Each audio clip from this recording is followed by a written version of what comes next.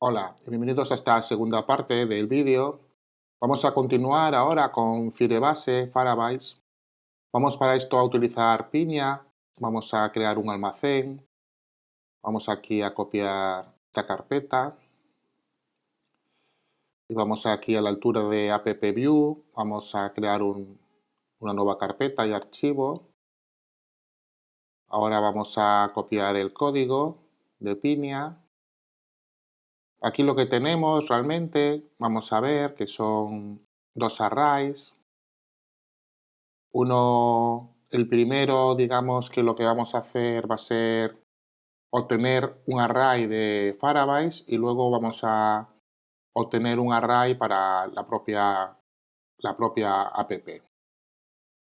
Luego, aquí un poquito más abajo, ya tenemos las acciones, que son las funciones. En este caso tenemos la función de añadir un array, aquí añadimos un ítem y aquí actualizamos el ítem. Un poquito más abajo, lo que tenemos es la función también de obtener los datos que vamos a utilizar. Y nada, aquí tenemos eso, un filtro, obtengo los datos, pero luego estos datos los adapto al proyecto. Bueno, una vez visto el almacén de Piña, vamos a modificar ahora el archivo de aquí en páginas, index, vamos aquí al principio a la parte del script y vamos a pegar lo que sería obtener los datos del almacén y ejecutar la función de obtener los datos. Voy a eliminar ahora este array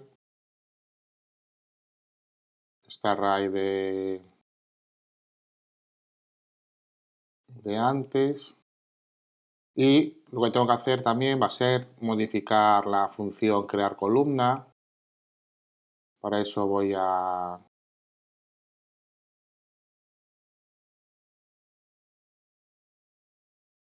ir aquí a el tutorial y voy a copiar las nuevas funciones.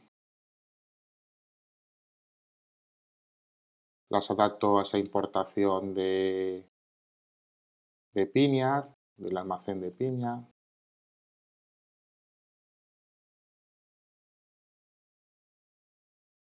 Y ahora también lo que voy a tener que hacer es otra adaptación de la parte del template para esa importación que hacemos de los datos del almacén de Piña, el store. Voy aquí a la parte del template y lo pego.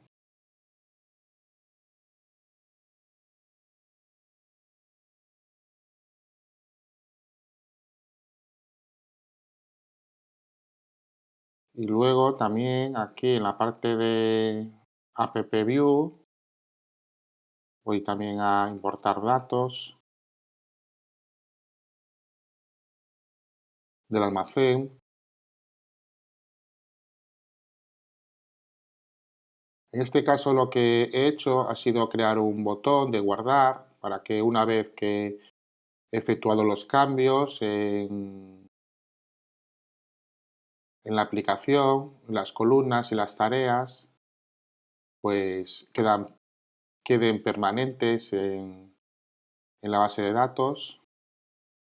Y si ahora yo lanzo, introduzco una tarea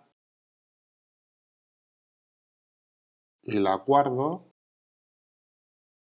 Si yo vuelvo a refrescar, la tarea permanece. Y si la elimino y guardo, pues la tarea también permanecen los cambios. Fíjate aquí que yo, por ejemplo, en la parte de Firebase tengo la colección Trello, el documento Columns y la colección Data. Esto lo vas a necesitar porque haciendo pruebas me he dado cuenta de que si no tengo esos nombres no me funciona la, la función de crear las columnas o las tareas. Por último, voy a exportarlo a GitHub, para eso copio este texto, le pongo la base de mi repositorio, en este caso he creado un repositorio agenda, ¿vale? Y si voy aquí, vamos a ver que voy a utilizar esta función para generar, voy a ir aquí a terminal, voy a generar el proyecto para subirlo. Vamos a esperar que termine, tarda un poco.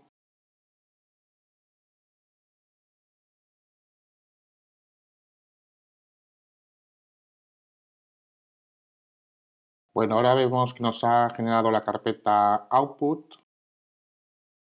La tengo aquí, donde tengo una carpeta public. Voy a cerrar aquí, vamos a ver aquí tengo output. Voy a abrirlo. Aquí tengo public.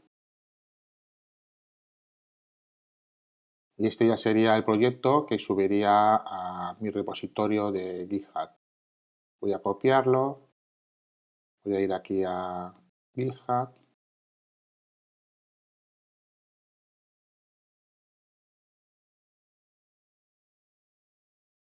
Y nada, lo arrastro, lo meto dentro del repositorio.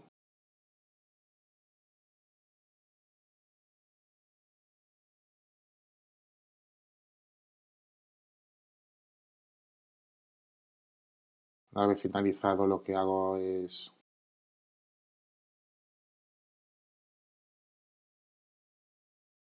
finalizado lo que hago es aceptar los cambios.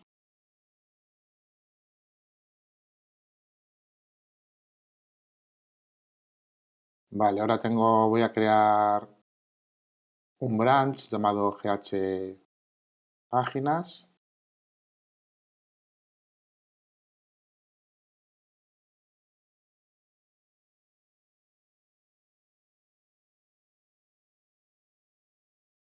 Ahora dentro de este branch voy a añadir una nueva fila. Esta fila la voy a copiar de aquí. No Jekyll. Voy a copiar este título, lo voy a pegar aquí y voy a aceptar los cambios.